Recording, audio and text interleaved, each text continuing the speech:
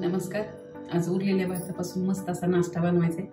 त्यासाठी मी इथेही सकाळचा शिल्लक राहिलेला भात घेतलाय. या वाटीने भात आहे 2 वाट्या आणि अर्धी वाटी रवा घेतलाय, अर्धी वाटी बेसन पीठ घेतले, अर्धी वाटी दही घेतले, 2 हिरव्या मिरच्या आणि थोडंसं मीठ घेतले. मीठ व्यवस्थित घालायचं कारण आपण अगोदर भाताला घातले, त्याच्यामुळे थोडंसं कमी वापरायचं. अगोदर आपल्याला भात, दही आणि बेसन हे आपल्याला मिक्सरला वाटून घ्यायचे. अगोदर आपल्याला ही हिरवी मिरची आणि मीठ बारीक करून घ्यायचं.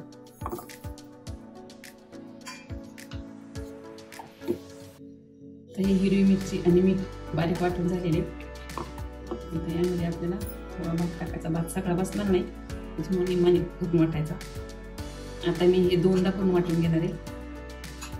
याचं बेसन पीठही आपल्याला निम्मा टाकायचं. दही पण आपण तितकंच टाकायचं.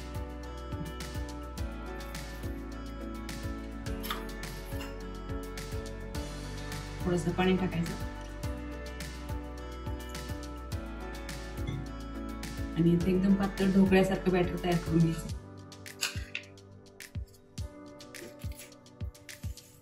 आता हे भात आणि बेसन ते वाटून झालेले आहे आपलं, त्यामध्ये काढून घ्यायचं आणि उरलेले आपल्याला भात वाटून घ्यायचं. आता हे उरलेलं भात तोही आपल्याला तसाच मऊसूद वाटून घ्यायचा.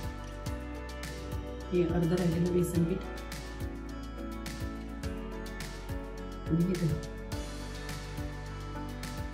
आणि हे पाणी थोडंसं.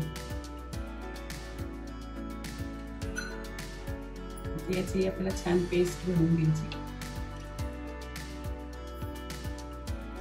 आता हे सगळं बॅटर आपलं वाटून तयार झाले. हे भांड छोटं पडते, मी आता मोठ्या भांड्यामध्ये घेते.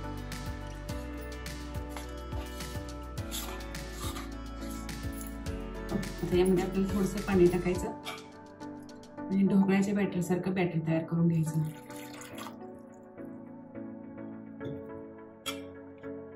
आता यामध्ये आपल्याला हा रवा घालायचा आहे. रवा आपल्याला हे सगळं मिश्रण वाटून झाल्यानंतर घालायचा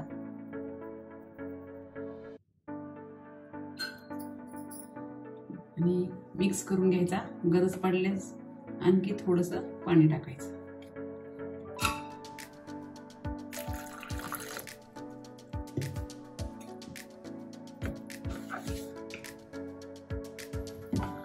आता हे बॅटर व्यवस्थित मिक्स करून झालेले. यामध्ये आपल्याला 1 चमच्यावर अख्खे जिरे टाकायचे आणि चिमूटभर हिंग टाकायचं. मिक्स करून घ्यायचं चांगलं. आता मी हे 2 भागामध्ये वाफवून घेणार आहे. यात आपल्याला खायचा सोडा टाकायचा आहे, त्याच्यामुळं ज्यावेळेस आपल्याला वाफवायचं आहे त्यावेळेस सोडा टाकायचा. तर हे निम्मा अगोदर करायचं म्हणून मी हे एका भांड्यात काढून घेतले. यामध्ये आपल्याला खायचा सोडा टाकायचा. आता मी या प्लेटमध्ये वाफवणार आहे, त्याच्यामुळं मी याला अगोदर थोडंसं तेल लावून घेणार आहे. कुकरच्या डब्यामध्ये वापरू शकता, त्याला या अगोदर थोडंसं तेल लावून घ्यायचं म्हणजे खाली चिटकत नाही. यामध्ये सोडा टाकून आपल्याला लगेच ह्यामध्ये ओतून घ्यायचं.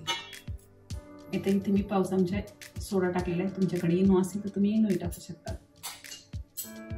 हे मिक्स करून घ्यायचं आणि तेल लावलेल्या प्लेटमध्ये ओतून घ्यायचं.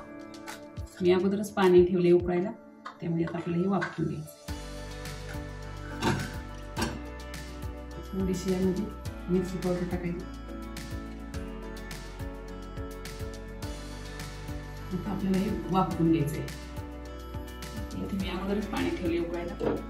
पाणी उकळले, त्याच्यामध्ये स्टँड ठेवायचं,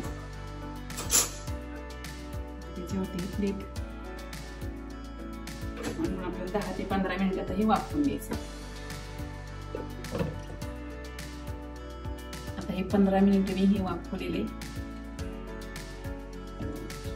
आपण चेक करू. मस्त असं हे वाफवलेले. आता आपण गॅस बंद करू आणि हे बाहेर काढून घ्यायचं.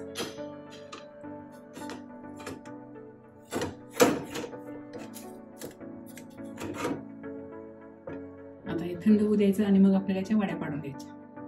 आता हे थंड झाले. आता याच्या आपण वड्या पाडून घेऊ.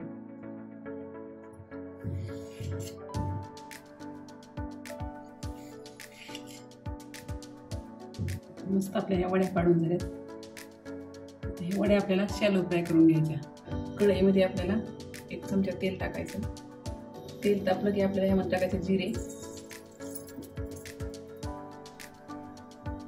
जिरे तडतडायला लागले की आपली मोहरी तडतडायला लागली, यामध्ये टाकायचे 2 चमचे तेल।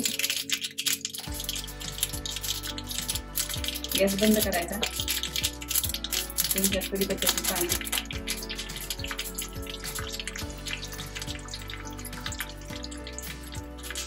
थोडीशी मिरची पावडर, उकडलेल्या वड्या आपल्या टाकायच्या।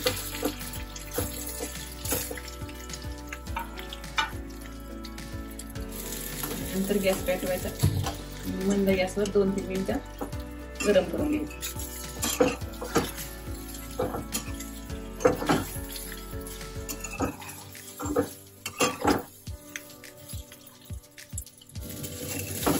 आता हे व्यवस्थित परतून झालेले, याच्यामध्ये तुम्ही सांबर मसाला किंवा पावभाजी मसाला टाकू शकता।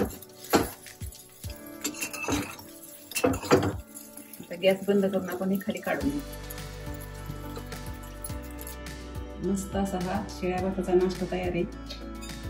तो तुम्ही हिरव्या चटणी बरोबर किंवा टोमॅटो केचप बरोबर, चिंचेची चटणी, चिंच खजुराची चटणी याबरोबर सुद्धा हे खाऊ शकता।